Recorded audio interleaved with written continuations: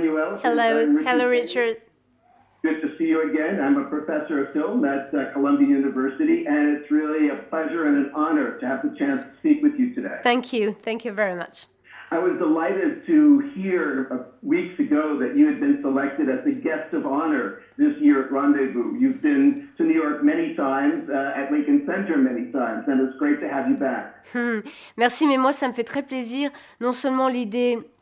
le cinéma en ce moment, on traverse une période très difficile, vous le savez, et je trouvais très jolie l'idée de pouvoir emporter avec le film qui va sortir, je ne sais pas quand, qui s'appelle L'étreinte, de pouvoir dans le fond embarquer d'autres films avec moi pour entrer en contact avec vous et pour être une sorte de marraine de cet événement étrange en visioconférence. Well, it's a great pleasure for me too, also because we're going through a very difficult period for film worldwide and also for us in France. I really found it was a beautiful idea to come to you not only with this film that I hope will be released soon, nobody knows when, but also to take in the same movement the other films and to be a kind of a godmother or a guest of honor for them. One of the things about this year's Rendezvous, and I think usually in the history of the program, is a really strong presence of first films. And I've always found that a very hopeful side of French cinema, that it renews itself every year. Among those first films is, of course, L'Étreinte, the film you spoke about, Margaux Hartmann, as it's called in English. Can I ask you, actually looking over your filmography, you have often worked with first or second-time directors. That's almost impossible to imagine in the United States, an actor of your caliber working with a débutant. So could you talk about that? Je suis toujours partie sur des projets dans les yeux d'un metteur en scène. C'est-à-dire que, dans le fond, c'est le désir ardent de raconter une histoire. Et c'est vrai que la filmographie ne m'impressionne pas, mais en même temps, j'ai aussi tourné avec des gens qui avaient une filmographie incroyable. Je pense à Rivette, je pense à Sauté, je pense à Téchiné, je pense à Assayas, mais il y a une émotion sur les premiers films qui est tout à fait particulière, qui est une première fois, qui est une sorte de virginité, de curiosité, d'audace, de maladresse aussi. Il y a quelque chose qui, moi, me bouleverse littéralement quand un jeune metteur en scène vient et me dit « c'est ma première fois ». Et du coup, il me donne presque l'impression, aussi pour moi, que c'est la première fois. Et c'est vraiment ce qui s'est passé avec L'Étreinte, le film de Ludovic Bergery. J'ai eu cette sensation qu'on explorait tous les deux quelque chose pour la première fois. Well, it's true that for me, the desire of taking the plunge into a film project is through the eyes of the director. And I don't really realize, I don't pay attention of what they've already done. Of course, I also worked with directors who have very impressive filmographies like Jacques Rivette or Téchiné or Assayas or Claude Sauté. But I guess that this desire, this longing that they feel and they pass on to you of telling a story is something that really goes viral, and I go with it. And I'm really moved with this freshness, this innocence that debut directors have. They come and they have some boldness, sometimes some clumsiness, something in them that makes you feel that they are going to discover something for the first time. And so you feel the same. You feel that you're going also to discover. This is going to be the first time for you too. And that's really the impression that I had with Ludovic Bergery for this film. We were exploring something, going to some unseen places together, and that fascinated me. Et je veux ajouter, Richard, que par exemple, j'étais complètement bouleversée par deux premiers films, un qui s'appelle Slalom, et qui sont donc dans la sélection des films disponibles pour que vous puissiez les voir, et de 16 printemps de Suzanne Lindon. Voilà deux exemples de premiers films qui m'ont complètement émue, bouleversée, qui ont créé vraiment quelque chose de très important en tant que cinéphile, tout autant que des films de gens qui ont des films comme les films de je sais pas, Ozon, qui ont des gens qui ont des films derrière eux très importants. Mais j'étais très très bouleversée par ces deux films que je recommande particulièrement. And I must here in this selection, Richard, that there are two films that I really related to very strongly, that I found extremely moving. These are two first films by two women directors, Slalom and 16 Springs by Suzanne Lindon. I found them extremely touching. So of course there are also other films of more experimental directors, but these two, I found them extremely moving and touching. Let me ask a little bit about Margaux Hartmann, which I have to say I admired very much. I really enjoyed the film, and I think you give an incredible performance. How did the role come to, or how did Ludovic first approach you about it? And was the role pretty much written as it appears on screen, or was there a kind of evolution? Non, c'était très très écrit, Richard. C'était vraiment à la virgule près. Et Ludovic Bergery est un jeune metteur en scène. C'est le premier film, mais il était extrêmement pointu, exigeant. C'est-à-dire que il savait exactement où mettre sa caméra, comment travailler, comment filmer. Il y avait jamais, on faisait jamais 10 prises. D'abord, on n'avait pas les moyens parce que c'était un film. Aujourd'hui, il faut savoir qu'en France, il y a beaucoup de films qui se font avec très très peu de moyens. Donc du coup, ça demande une précision, un travail en amont et une exigence du metteur en scène que Ludovic Bergery a vraiment. Quand Ludovic Bergery m'a raconté l'histoire de cette femme qui est en perte de repères complètement, qui recommence avec son corps de 50 ans, son visage de 50 ans, mais en même temps une sorte de maladresse et d'audace de quelqu'un qui recommence tout à zéro, qui recommence, qui a perdu tous ses repères, qui a perdu son mari, pour qui tout est possible. C'est-à-dire qu'elle n'a pas d'attache, elle n'a plus aucune attache, elle n'a pas d'enfant, donc elle va rentrer dans une sorte d'aventure, elle va reprendre ses études, elle va rencontrer des jeunes étudiants, elle va vivre avec eux des choses qu'elle n'aurait jamais vécues à son âge, bref. Et donc j'ai demandé à Ludovic de continuer à me parler de cette femme et de surtout ne pas me faire lire le scénario. Je n'ai pas lu le scénario, je ne voulais pas. J'avais besoin d'être dans cet état de curiosité et de déséquilibre et de perte de repères. Moi, je fais du cinéma depuis que j'ai 17 ans et demi. Donc, il y a des choses que je sais, que j'ai appris à faire, que je sais faire. Et je voulais vraiment réussir à me débarrasser de tout ce que je savais pour aller dans une terre inconnue. Terre inconnue, c'est toujours le metteur en scène, mais c'est aussi ce personnage complètement en équilibre comme ça dans cette nouvelle vie qui est la sienne. Et j'ai travaillé donc en construisant sans jamais savoir la suite de la scène que j'étais en train de jouer. Je ne savais pas ce qui précédait et je ne savais pas ce qui suivait. Well, it was very interesting because although he was a debut director, Ludovic was extremely precise, very demanding with his crew and his cast, and he was very confident. He knew exactly what he was going to do, what he expected from the actors, where he was going to put his camera. Also because we didn't have to meet the means to do many takes and to waste time. You must know that nowadays in France, there are a lot of films that are shot with very small budgets. So you also have to adjust to these conditions and to these constraints. And so the role was exactly as it was. Everything was extremely precisely written and clear in his mind. But on my side, I did something for the very first time. I asked Ludovic not to read the script. When he came to me with this character, he just started talking about this character and defining her as on a very specific position in her life, because she is a 50-year-old woman. She has the body, the face of a 50-year-old woman, but still she's at some point in her life when she has lost all her bearings. She has no landmark. She has lost her husband. She can start from scratch everything. So that's what she does. She's confronted to new situations in her life. She starts to meet students, to go back to school, and then to experiment things that she should normally never have done at this stage of her life.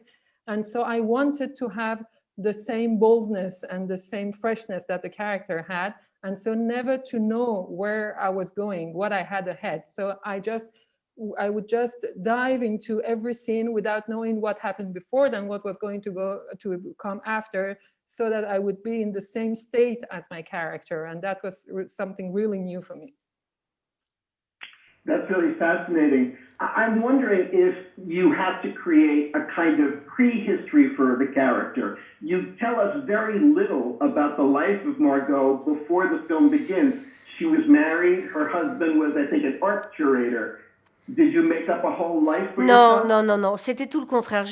En fait, je sentais que le metteur en scène n'avait pas envie de raconter l'histoire d'avant de Margot. Simplement de l'attraper comme ça, de la choper dans un état où tout d'un coup, il n'y a plus rien et tout est possible.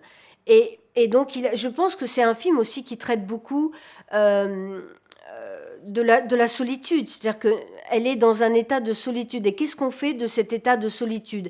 Est-ce qu'on sombre ou est-ce qu'on s'ouvre à d'autres choses? Est-ce que cet état de solitude absolue que ressent Margot, elle a perdu son mari, mais elle a perdu sa maison, elle n'a plus rien. Et en même temps, ce qui est très très beau, c'est tout à l'heure, je vous disais que c'était une femme de 50 ans avec le visage, mais elle a une part comment dire, d'audace enfantine presque. Elle a quelque chose qui est comme un enfant qui regarderait la vie pour la première fois. Je ne sais pas décrire autre chose. En même temps, c'est très difficile pour moi de parler de ce rôle parce que je n'ai pas du tout l'impression, vous me parlez d'un film, et moi j'ai l'impression d'avoir traversé quelque chose de l'ordre de la vie, et pas une expérience cinématographique. C'est-à-dire que je n'ai jamais eu l'impression de jouer, je n'ai jamais eu l'impression de composer, je n'ai jamais eu besoin d'avoir tout un background, une histoire derrière. J'avais simplement besoin, j'ai fait du théâtre pendant 10 ans, et quelque part, il a eu la chance de choisir une actrice qui ne savait plus jouer. Parce que 10 ans de théâtre sans cinéma, on perd quelque chose. On perd l'habitude du cinéma. On perd... Donc il m'a trouvé après 10 ans de scène, et ça vous ne pouvez pas savoir parce que vous êtes aux États-Unis, mais j'ai vraiment joué des choses absolument incroyables, mais j'étais sur scène, j'étais dans le théâtre, j'étais dans la maison citoyenne théâtre. Donc je ne savais plus jouer. Well, no, quite the opposite. I just didn't know I didn't want to have a backstory because the director didn't want to. He didn't want to tell the story of before, what happened. He just wanted to capture her in a certain state of her life, which is the state where everything is lost. She's lost everything, not only her husband, but also her house, but also whatever anchored her in her life and in her reality. And so she was in this total solitude, but where everything's possible. So it was up to her whether she wanted just to drown in this solitude or whether she wanted to embrace what was offered to her in these new possible experiences that she was able to go through. And I absolutely decided to play this game and to be like her, just to embrace the present moment. So it's quite strange for me to now answer your questions about the film because I didn't experience it as a film. I don't even have the impression that it was a cinematic experience. For me, it was a life experience. I just went through an adventure with this character that I embodied. I don't feel that I performed, that I acted. And I must say that maybe that was the wonderful opportunity for the director to choose an actress who'd been away from cinema for 10 years. For 10 years, I've been on stage. So I've been going through incredible characters. I was in wonderful plays, but on stage. So in this house of life, which is theater, and being away from cinema, I completely lost all my bearings also and all the reflexes of cinema. I was elsewhere and I came back like the character with a kind of ability of wonder and this childlike discovery that the character has. Ça me rappelle un peu, je pense à des personnages sans doute qui vont vous parler comme Vanda ou Alice n'habite plus ici.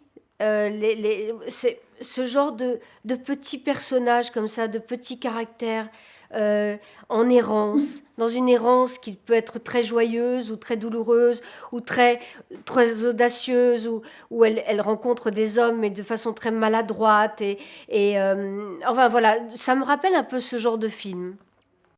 Well, it's a bit like characters that maybe would be more relevant for you, like Wanda, Barbara Loden's film, or Alice doesn't live here anymore. These are characters that have this kind of wandering, something very fragile, something at the same time very exciting and worrying that can happen to this kind of small characters. This is the kind of character that I had in my hands in this film. It's great that you mentioned Wanda. It's a film I love very much. Me but it's too. a film that's practically unknown in the United States. Is Very it? few people know it. Totally unknown. And Alice doesn't live here anymore? Yes, we're very well known. But Wanda is, when I show it to my students, they get very excited. They love the film and want to know why they never heard of it. Oh, alors, il faut que tout le monde voit ce film parce que c'est une pure merveille. Et je n'ai pas lu le scénario, mais Ludovic me nourrissait de cette façon-là aussi. Et Wanda, c'est un des premiers films qu'il m'a montré, comme Alice ne vit plus ici, Alice doesn't live here anymore. C'est ce genre de film qui était l'ADN de Ludovic Bergery, c'est vraiment ce genre de film-là. Well, everybody has to see this film, and really that was the way I was nurtured by Ludovic. I didn't have a script to read, but I had these films that he showed me immediately. Wanda, like Alice, these were characters that I had, and it was the DNA of the project, of the character and the film. One of the other things about the film is that it really speaks of generations. The idea that you're a 50-year-old character and you're basically, for much of the film, with 20-year-old characters. I'm wondering if I can expand that into your thoughts about what it's like for a 17-and-a-half-year-old woman becoming an actor in France today. What has changed in the years that you've seen in terms of your profession, your métier? J'ai l'impression, alors c'est plus le cinéma change et je dirais que sans doute aussi le cinéma d'auteur est beaucoup plus difficile aujourd'hui. Je cite un exemple, Claude Sauté, A Heart in Winter, ou Nelly Monsieur Arnaud. Est-ce qu'aujourd'hui, on pourrait monter ces films-là? Est-ce que les grands décideurs en France s'investiraient dans ce genre de film? Je ne suis pas sûre. Je ne suis pas sûre. Est-ce que Rivette pourrait continuer à exister? Est-ce que La Belle Noiseuse pourrait exister? Est-ce que tout ce cinéma d'auteur de la nouvelle vague, et pas seulement de la nouvelle vague, parce que Sauté n'était pas la nouvelle vague, mais avec qui moi j'ai grandi, qui est ma famille de cinéma. Aujourd'hui, j'ai pas de famille de cinéma. Aujourd'hui, I've lost my family.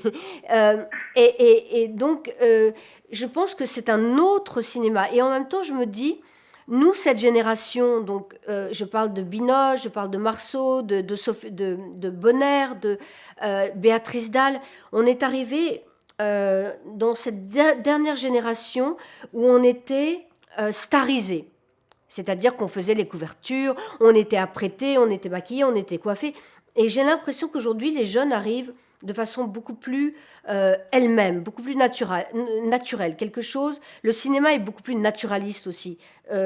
Donc il y a quelque chose de...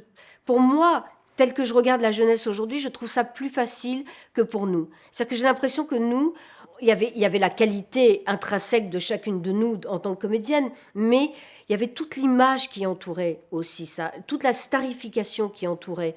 Et je crois que c'est la dernière génération comme ça. Après, les filles ont été beaucoup plus libres. Par exemple, pour parler de femmes, on a arrêté de traiter les femmes comme des poupées. Il y a quelque chose qui s'est assaini dans ce domaine-là, pour les actrices. Donc, qu'est-ce que ça fait d'avoir 17 ans aujourd'hui? J'en sais rien exactement, mais en tout cas, je sais que j'ai l'impression qu'on est la dernière génération à avoir, construit toute une image autour de l'actrice que nous étions. Well, for sure, cinema has changed a lot in these last decades, and I really wonder, even auteur cinema, this art house cinema that are so specific to French cinema, I think it has evolved a lot. I wonder if even Claude Sauté's figure, somebody with whom I did Nelly Monsieur Arnaud, or I did a Heart in Winter, I wonder if this kind of projects would be financed today by film decision makers in France. I wonder if they would invest in this kind of project, or La Belle Noiseuse, if Rivette could make the films that he made and in those times nowadays. I wonder. I think it's not just a new wave, all these very specific auteurs that we had in these times, I wonder to what extent they would be able to make the kind of films that they made nowadays. But on our side, on the actress side, I think something that has definitely changed is that we are a generation, Juliette Binoche, Sandrine Bonner, Béatrice Dalle, Sophie Marceau, or myself,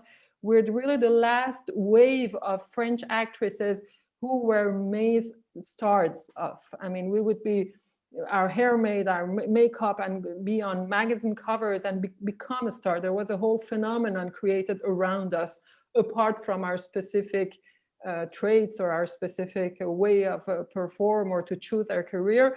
There was a star made. The star system really also used the actresses and applied on actresses. Whereas I have the impression that all the actresses that came afterwards, the relationship was healthier to them, and they could be more themselves and have their own way of being without having some system imposing on them. I really have the impression that we were the last generation of this kind of relationship with actresses. Actually, what you say about those films, we wonder about Taxi Driver. Could you make Taxi Driver in the United States today? I'm not sure you could. No, I'm not sure either. It's a real question. Yeah, so we lose things as we gain them.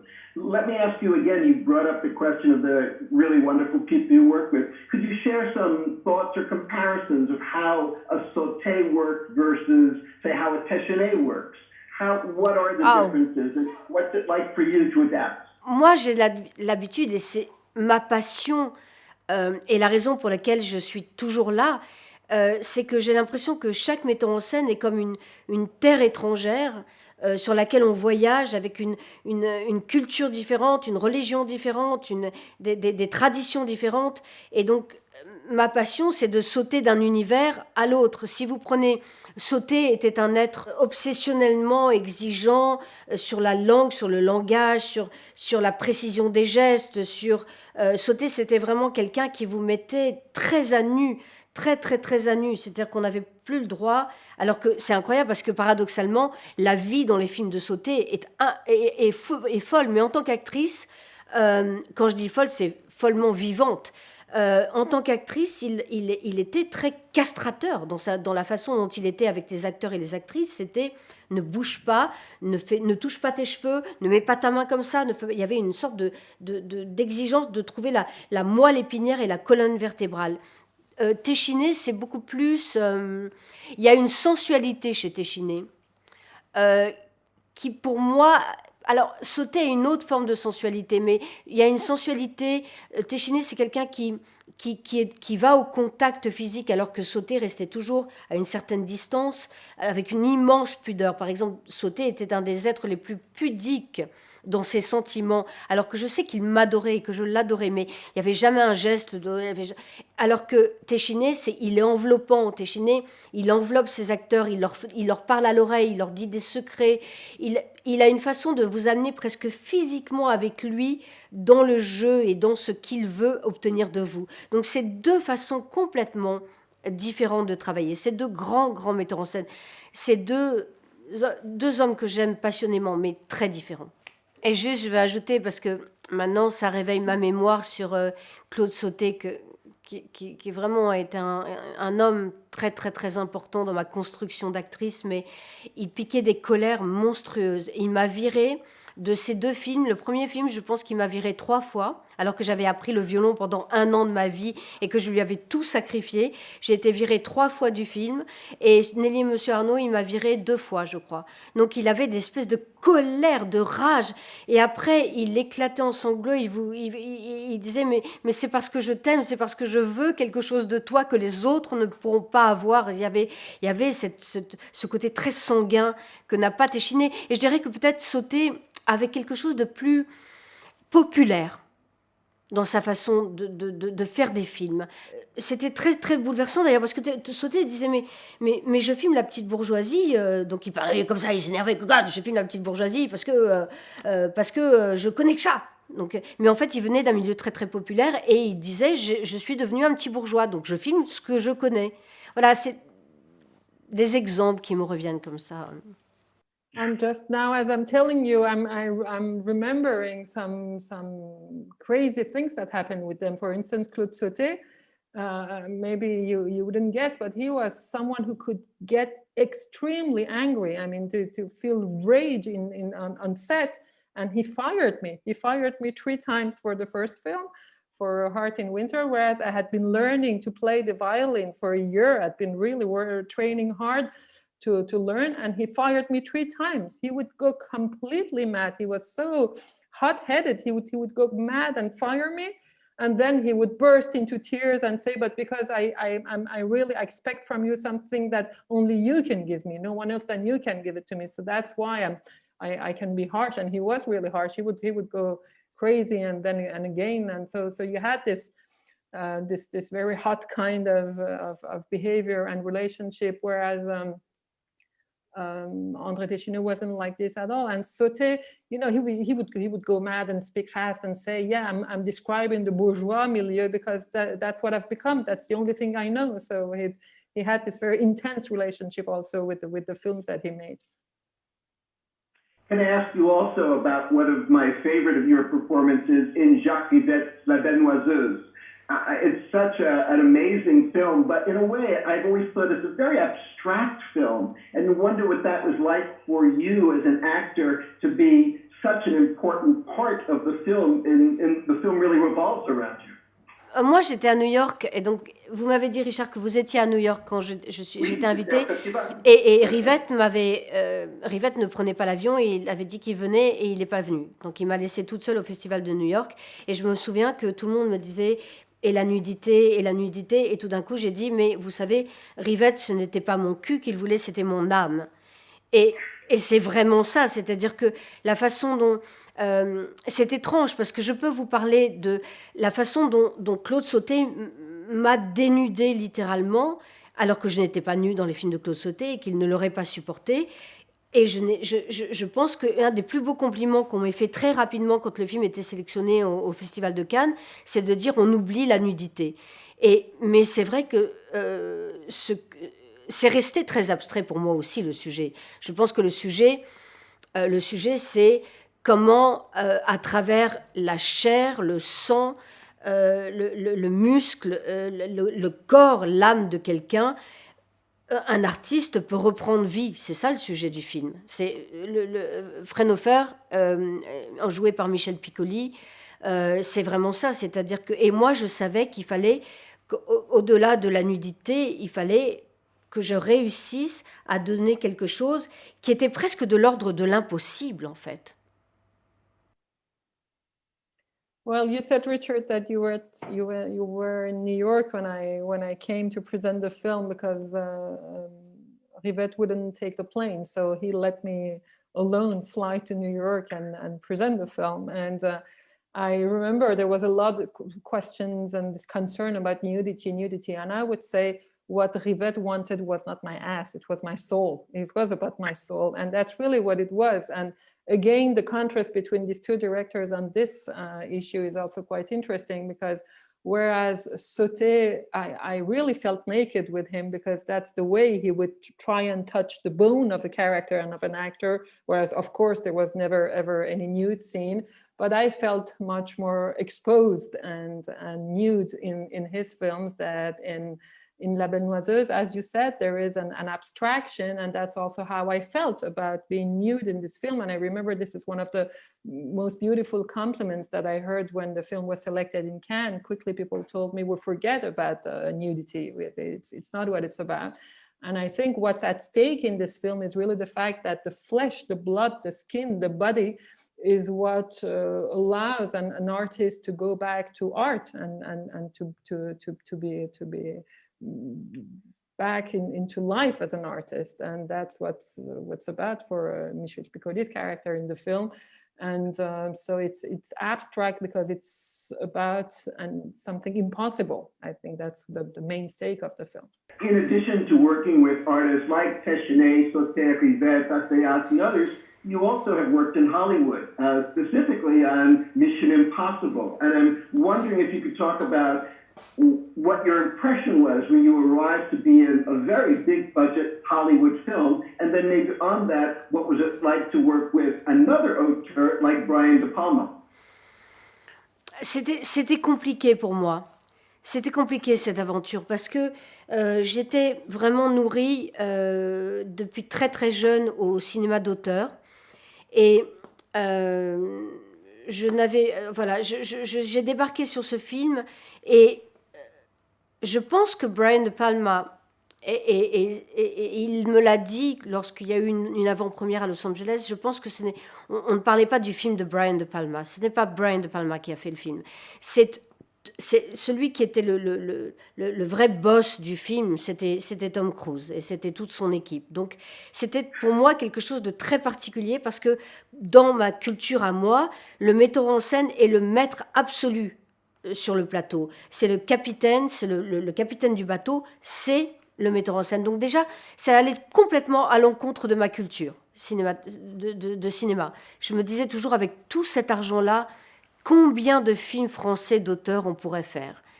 C'était mon obsession. Donc j'étais dans une... et des moments que j'ai adorés, qui sont très intimes, c'est que quand on en avait ras-le-bol avec Brian De Palma, on allait manger des pâtes dans un restaurant italien à Londres. Et là, on parlait de cinéma, tous les deux. On parlait du cinéma qu'on aime, du cinéma d'auteur américain, français, de tous des pays d'ailleurs. Et on s'est éclatés tous les deux. Sinon, la machine pour moi, d'ailleurs, c'est pour ça que je ne suis pas restée à Los Angeles. On m'a appelée, j'ai eu un agent.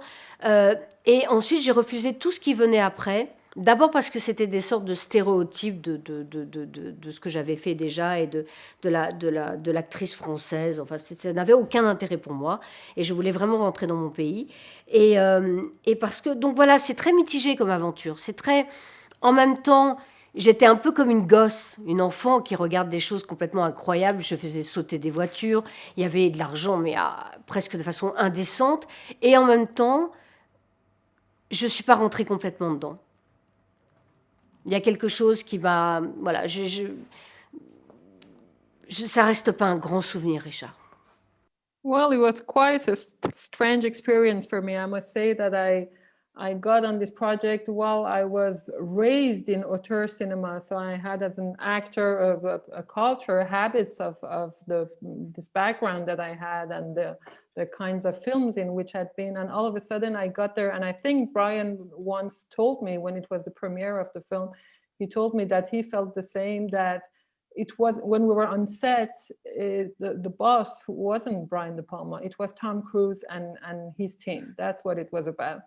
And this is something that I really found hard to adjust to. I mean, it wasn't for me. For me, the director is the absolute master. He's the master and commander of the boat, of the set, and I expected it to be the same there, especially with a great director as Brian De Palma. But it wasn't like that at all. And it wasn't the problem of Tom Cruise. We really got along well, and I think for him it was okay. That was the way it had to be, but it wasn't my culture. It wasn't my way of engaging in a film project. So that was quite strange. And I was a bit also, I found incredible the amount of money that was being used for one film. I was wondering all the time, I was obsessed with the idea of how many auteur films in France could be made with this money. I mean, why are we putting so much money on one film? And when we were really too depressed, Brian and I remember we would go in the evening in an Italian restaurant, eat pasta and talk about films and talk about auteur cinema. And we had great fun, the two of us together after once the shooting was wrapped, to go and enjoy our time together. But for the film itself, I have mixed feelings, I must say. From one side, I was like a kid. I found it funny to see so much money and to be able to just push a button and see a car explode, and this was a bit crazy. But at the same time, I felt quite embarrassed and not really at the place I wanted to be. That's why afterwards I didn't stay in Los Angeles. I had an agent, I had many more offers, but they really didn't make sense to me. It was too stereotyped. It was just a kind of what's expected from a French actress, and really too similar to what I'd done before. And so I couldn't relate to any of these offers, and I just longed to go back home. I'm wondering, given the incredible range of artists you've worked with, directors you've worked with, is there anything as an actor that for you is kind of breaks that you won't do or will break the rules? Let me give you an example. Once I was talking to an American actor who said the moment that the director begins to tell me how to say my lines by repeating the lines, I walk off set. I will not tolerate that. Is there anything that for you is a breaking point with your relation to a director?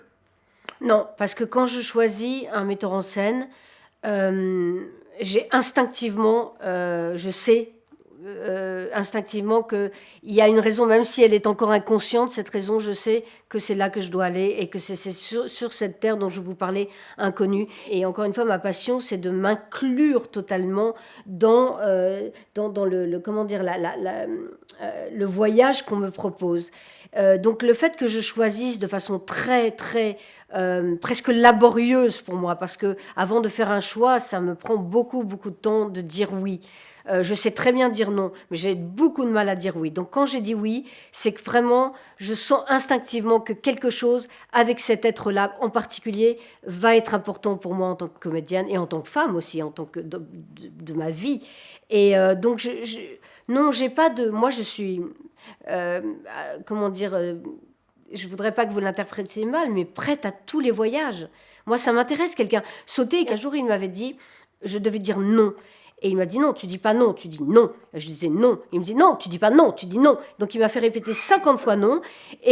Mais le non, il est formidable quand vous regardez le film. C'est à la fin du film A Heart in Winter et c'est formidable. Il avait raison. Donc tout m'intéresse, tout me rend curieuse. Toute la façon dont chacun travaille différemment me passionne. Donc non, j'ai pas de front line. No, really, there are no rules like this for me. I mean, once I take the plunge, once I accept a project, because I must say that I have no trouble refusing and saying no. But when I do say yes, when I finally accept to embark on a journey, as I said, on an unseen or an undiscovered land for me, it's for everything. I don't want this to be misinterpreted, but I have really no limits. I mean, it's very often when at the moment instinctively I feel that I want to go and I'm willing to go to this journey with this person. Sometimes I'm not aware yet why, but instinctively I'm sure that I'm interested and I'm eager to go through this experience with that person as an actor and as a human being. Also, this is something I'm in an adventure that I'm looking forward to. So once I'm in there, I'm interested in every aspect of it, in every specific demand or a specific turn that this journey may take. For instance, Claude Sauté, again, at some point I remember in one scene I just had to say no, and I said no, and he said no, it's not no, it's no, and I went no. So he made me repeat 10 times. It was really hard, but at the end, now when you see it, it's at the end of Heart in Winter. It makes sense. He was right. That's a very special no that he wanted to suck out of me, and he made it. So you should trust. Once I'm there, I just trust a person, and I really let go of my own resistance. Your career has sort of traversed the transformation of cinema from celluloid cinema to digital cinema. And I'm wondering if that transformation in how films are shot has affected you as an actor. Does it in any way influence how you work? Moi, j'ai tourné très peu avec des metteurs en scène qui utilisaient le digital. J'ai tourné beaucoup, et d'ailleurs, si vous regardez l'étreinte, c'est du 35. Donc c'est là aussi, encore une fois, ouais, après 10 ans, encore une fois, d'absence, je retrouve un metteur en scène qui a besoin de travailler avec ce grain très particulier qui est le film. Donc j'ai très peu fait de télé aussi, donc j'ai très peu expérimenté le digital.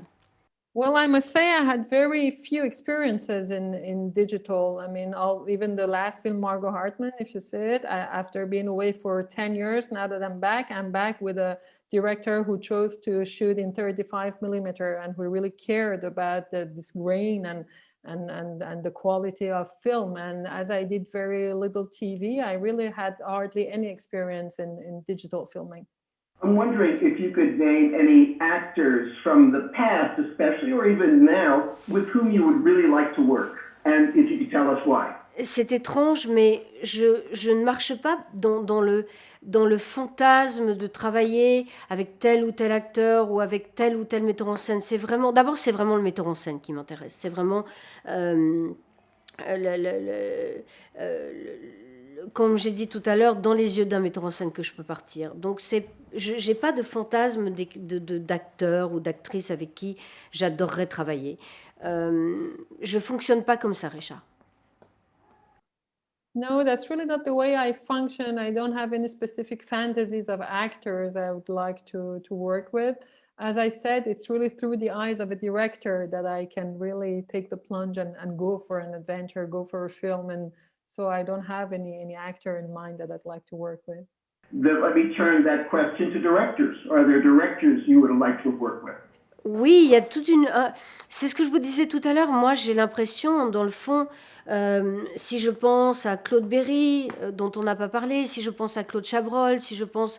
C'est-à-dire que j'ai grandi avec toute une famille de cinéma, et il se trouve que petit à petit, cette famille, parce que c'était... voilà, moi j'étais très jeune, mais eux avaient déjà un certain âge, et petit à petit, ils s'en vont au ciel. Et donc, quelque part, j'ai perdu la famille à la... Et donc il y a d'autres familles de cinéma dont je ne fais pas partie. Je n'ai plus aucune famille de cinéma.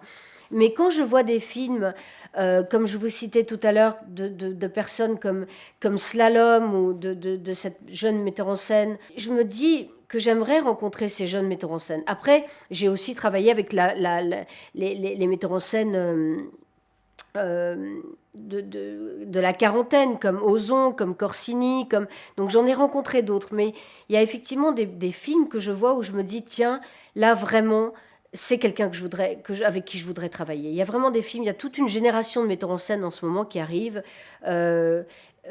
qui sont pas encore très connus, mais qui m'interpellent et qui m'intéressent. Et puis il y a une chose aussi qui commence à exister, pas assez vraiment dans le cinéma français, c'est des femmes qui prennent la parole, et de façon très très puissante. On parlait de Charlène Favier, mais on peut aussi parler de Rebecca Zlotowski, on peut parler de Céline Sciamma, des femmes Claire Denis, qui est une autre génération encore, mais moi je suis très très très intéressée par cette prise de parole féminine. Et donc voilà, si vous me demandiez dans quel espace j'ai envie d'évoluer aujourd'hui, ce serait peut-être dans cet espace-là.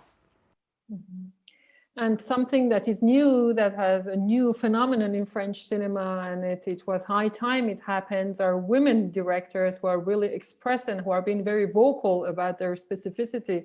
It's Charlène Favier, but it's Rebecca Zlotowski or Claire Denis, who's from a different generation. These are women who have a very specific style and identity, and really are being extremely clear about their ambition, their artistic ambition, and this is the kind of landscape that I would like to embrace. Would that mean that perhaps you might also want to go into film production? Many actors of your generation will do that. Alors, quand il y a un grand projet, quand il y a un beau projet comme le film L'Étreinte, je retournerai. Mais c'est vrai que de plus en plus, il y a presque comme une forme de nécessité pour moi d'aller de l'autre côté de la caméra. Mais ça sera sans doute pas un film de fiction. Là, je suis en train de travailler sur un sujet de documentaire. Donc c'est plutôt dans cette zone-là que j'ai envie de m'aventurer. C'est évident qu'il y a un âge où il y a comme une nécessité de ne plus être dans l'attente du désir de l'autre, mais de faire valoir son propre désir. Et mon propre désir, aujourd'hui, il se penche vers des sujets de société qui me passionnent et que je voudrais réaliser. Definitely. I think at some stage and at some age, you feel the urge to be on the other side and not to rely on the other person's desire anymore, and express and stand for your own desire, your own vision. This is something that I do feel. Of course, when there are very specific and interesting projects as an actress, as Margaux Hartmann was, I still feel like going for it. But then my main practice, I think I really need to start producing myself and creating works myself. So I do have a production company, and I produce not fictions, more documentaries. And right now I'm writing a documentary myself, but I haven't still been far enough to talk about it, but this is definitely something that is, for me, a new turn in my career.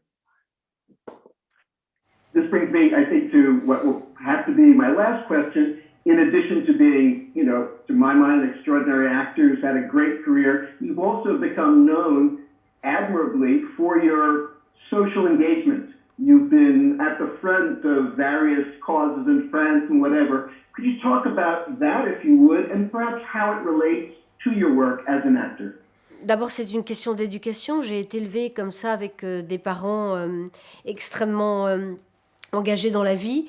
Une mère, un père qui chantait « Je suis de toutes les couleurs et surtout de celles qui pleurent ». Une mère qui montait des associations d'aide pour le logement, pour la nourriture, pour les remplir les papiers. Donc j'ai vraiment grandi dans un milieu extrêmement militant. Et quand j'ai commencé ce métier, je me suis dit tout de suite, c'est formidable parce que je peux prendre cette notoriété qui est débutante au départ et m'en servir pour aider d'autres gens. Donc j'ai fonctionné comme ça depuis toujours. Et puis il y a des causes qui m'empêchent de fermer les yeux et de vivre confortablement dans une vie qui ne serait pas relayée à la vie réelle. Donc je pense à la condition des migrants, de demandeurs d'asile, je pense...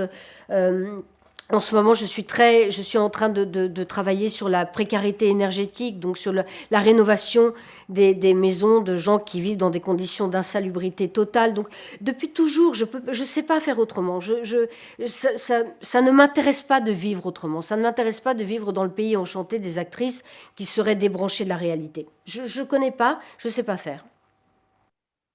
Well, this is just the way I was brought up by my parents. I had a father who sang songs, a song in which he said, I'm of every color, especially the crying ones, and a mother who would really engage and help in associations to help people with lodging issues and helping immigrants. So this is really the background in which I was raised, and it was obvious for me that I had to be as they were activists, but I had also to commit myself to some social causes. And as soon as I started working as an actress, I thought that I had to use this fame to be able to work on that side of what mattered most to me. I mean, for me, there are causes, especially nowadays, that I can just not close my eyes on, being the migrants, being the asylum seekers, or being the precarious ways in which migrants live on the energetic level. These are all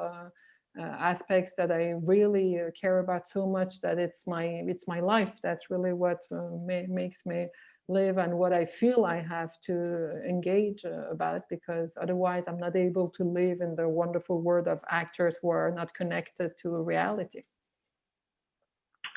Emmanuelle, I think that's all the time we have. Thank you so much. You're really very welcome. It was a pleasure to talk with you. Thank you. Great, thank you. Thank you. Bye-bye, and please attend the films at Rendezvous this year. Bye-bye. Yes.